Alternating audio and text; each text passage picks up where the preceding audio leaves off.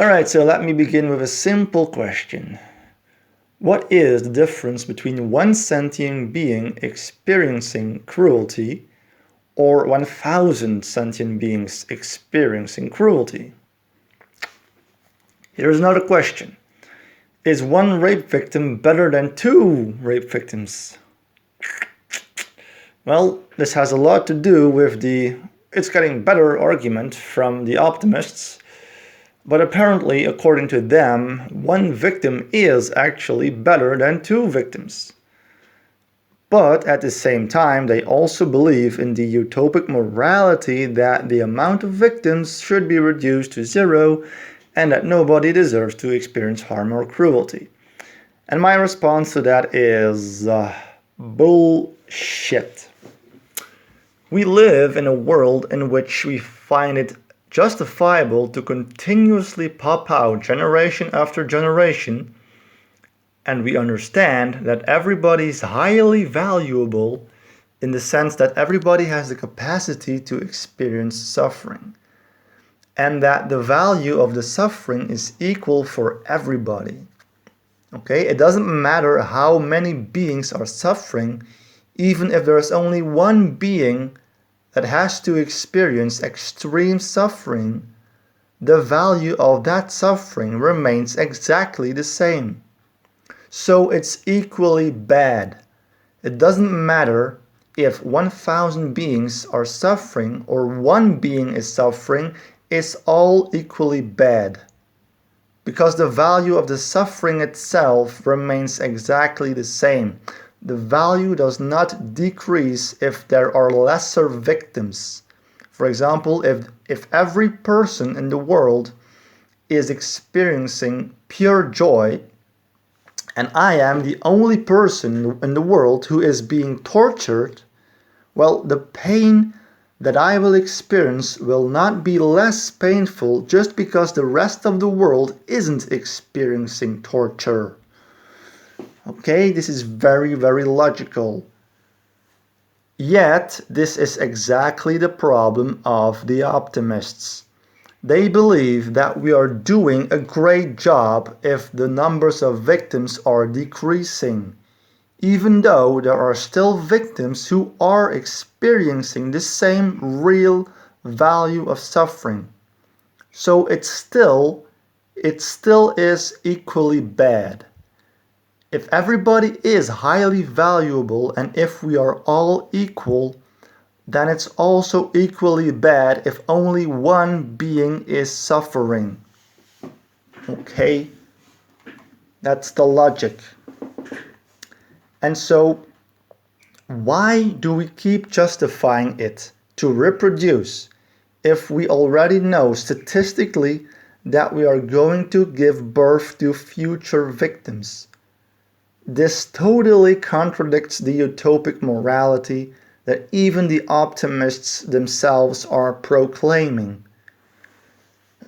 But anyway, this logically doesn't make any sense, but that's unfortunately the nature of the average human being. It's the nature of the beast. We continue to be irrational, selfish creatures. The optimists believe that one day we can defeat all suffering and give everybody pleasurable experiences.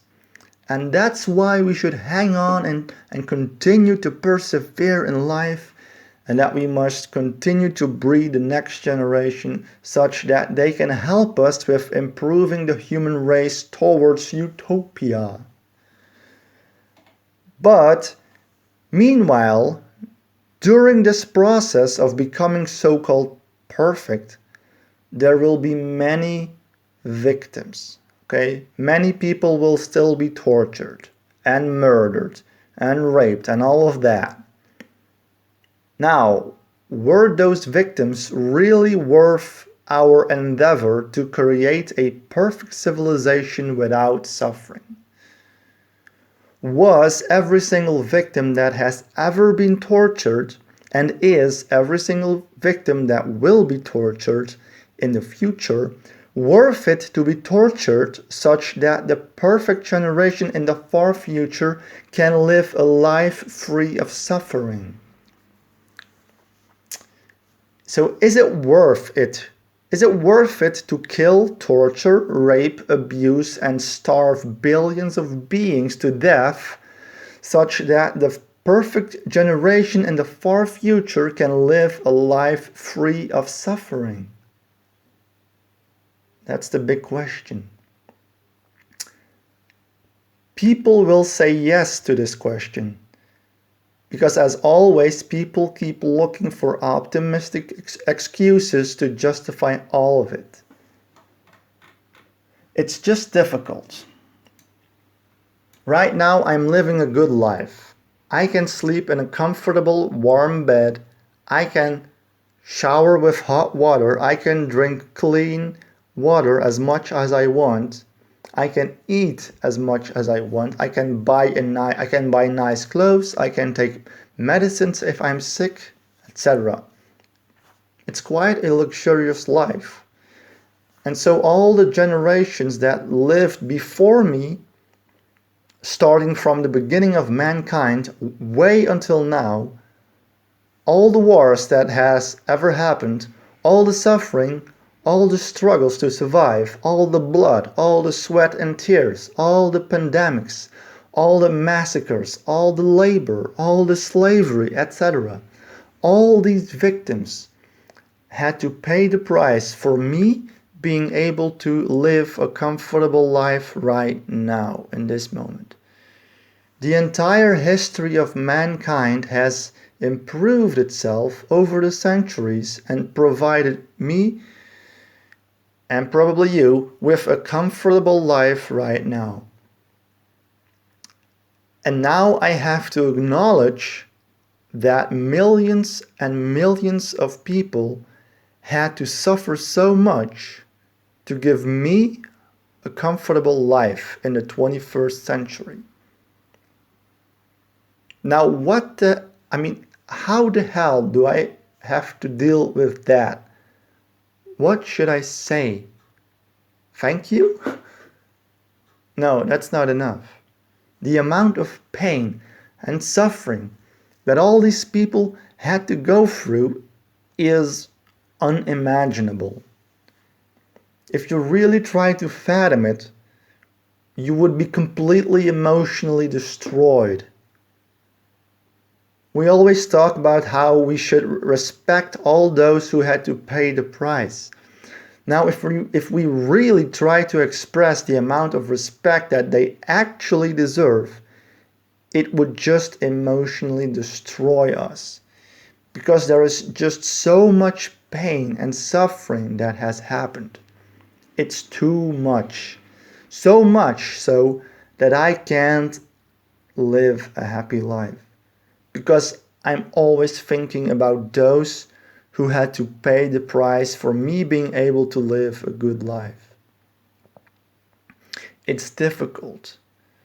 So all the generations before us were struggling so much to survive, and all they wanted was to give their children a better life. And here we are, living a better life. But now we ought to respect those generations because they fought for us. They provided us a better life. But what if I would say that it wasn't necessary? You didn't have to do that. You didn't have to sacrifice yourself for me. I didn't need to be born, so you didn't need to struggle so much and create a good world for me. Because now I'm struggling with the huge amounts of respect that I should give you. Why did you all sacrifice yourself? Did you do it out of love? Is that the universal reason? You love God, you love your children, and that's why it's all worth it. So it doesn't matter how much suffering is involved. If you do it out of love, I should automatically love it too.